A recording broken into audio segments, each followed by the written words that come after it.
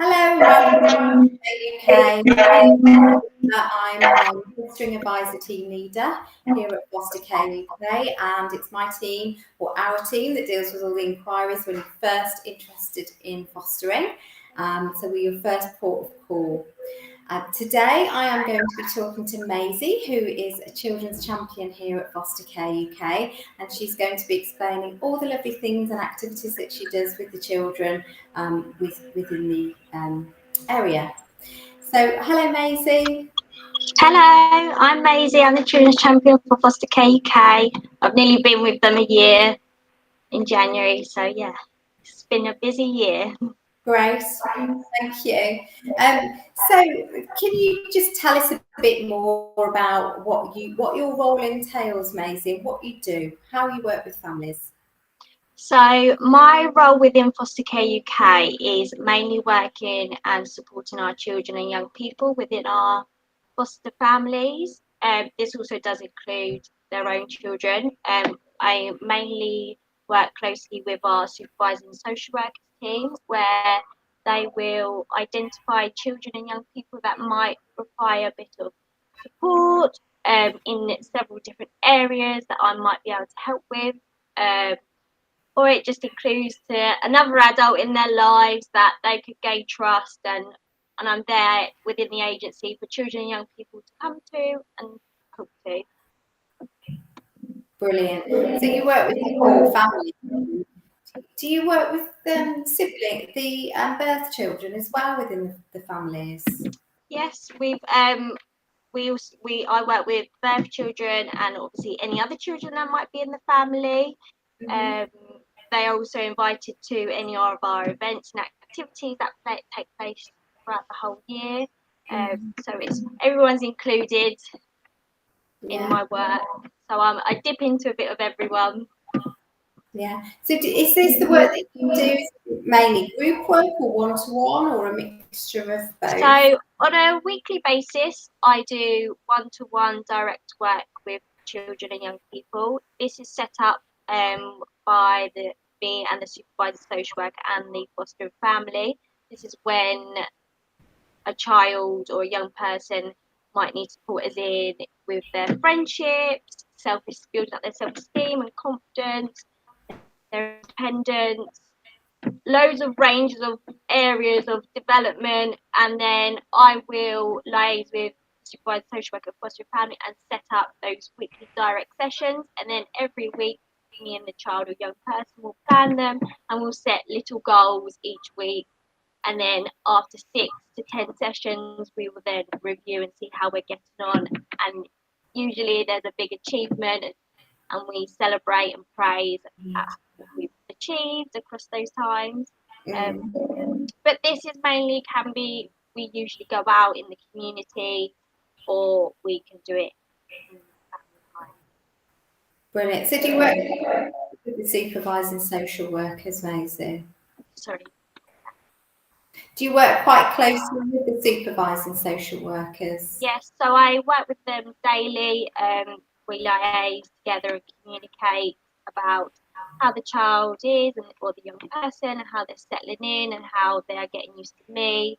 We will also include the foster carers in any review sessions that I will have with them to make sure everything's going to plan, or if there's any issues they need to raise.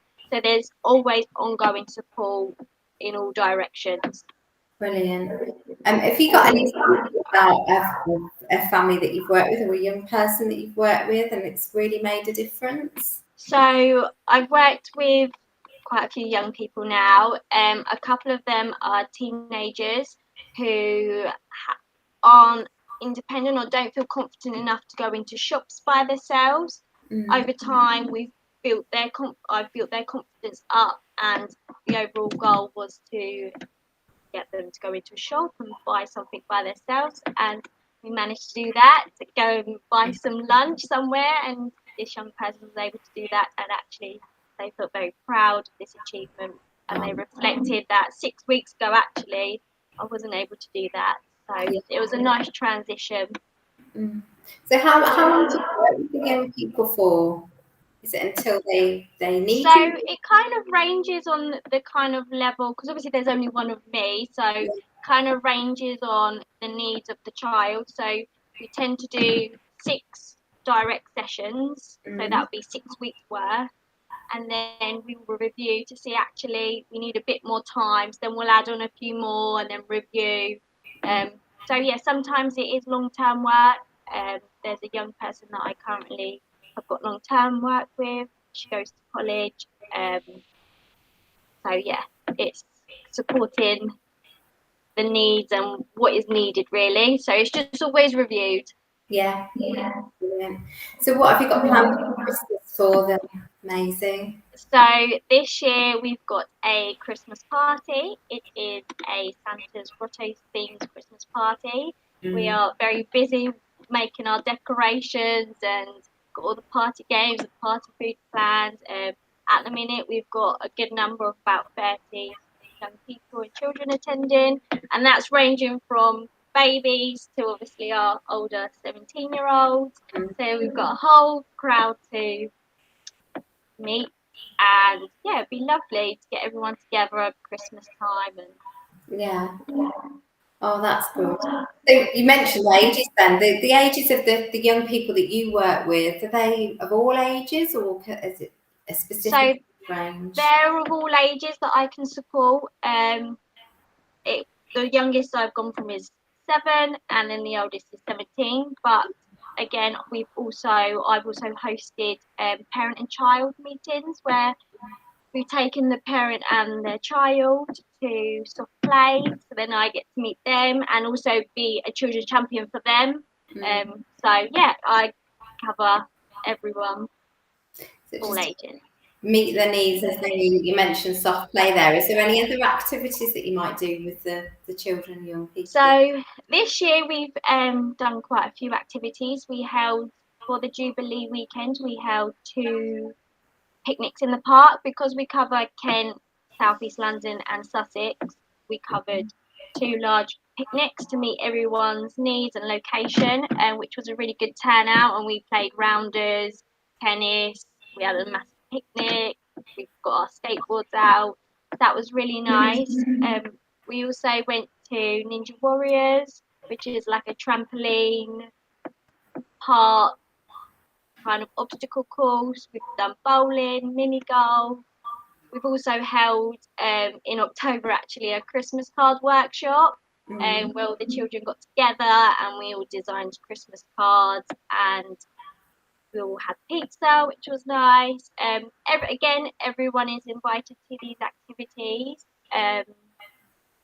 but we also do every 5 times a year youth participation group, which enables children and young people to be able to express their views and voice for Foster Care UK, so they will be able to have a voice and be able to say, actually, we'd prefer this or we'd prefer that, and they can adapt and give us feedback, and so we can adapt to how the children and young people would like things. Brilliant. So do you get involved in their education as well, Maisie? So yes, one of the things that I get involved in, obviously, attend their PEP meetings, but also I try and recognise any school achievements. I will send out certificates, as well as if they are not in education, I will also support them either find an education route, or I've previously supported someone not been in education but supported them into a college transition. So yeah, I support both in education and when the child may not be in education. Right, it sounds like it's really good, and you've got so much to do with children and young people. And communication is key, isn't it, with the family and with the supervising social worker. You just having that extra person who's not a social worker, but somebody who they can build up a relationship with and they can trust and allow them to be themselves and get support from yourself is just so valuable, Maisie. Yes, no, that is one thing that children and young people quite like, is I'm not a social worker, and it's someone completely different, and also where I'm quite young as well, it's Also, I deliver the same message as their foster carers, so it goes in my like different styles that I might use and strategies that might help with them. Yeah, it's always the same when you know having someone who you can relate to. It can have more of an impact than someone who's telling you the same thing over and over again. So Exactly, and I send out like children and young people's newsletters monthly, and they will always have my, say if I'm not working with a young person direct, they will always have my number or my email address if they ever wanted to speak to someone. yeah, So I'm always available for bless you. anyone. Well, thank you so much, Maisie. That's so much information, and we're so lucky to have our children's champions in within our service. It's brilliant. So thank you for watching today. We have our online drop-in this afternoon on Zoom, so we'll pop the details on how to join in the chat. If you've got any questions about fostering in general or about what we've spoken about today, then please feel free to just drop in. There'll be someone there waiting for you. If you are interested in fostering and you'd like to inquire, you can visit our website. Or you can give us a call on 0800 012 4004. We also have an online chat function on our website, so feel free to visit it, FosterCareUK. So thank you for watching, and thank you for your time today, Maisie. Thank you. Take care. Bye-bye.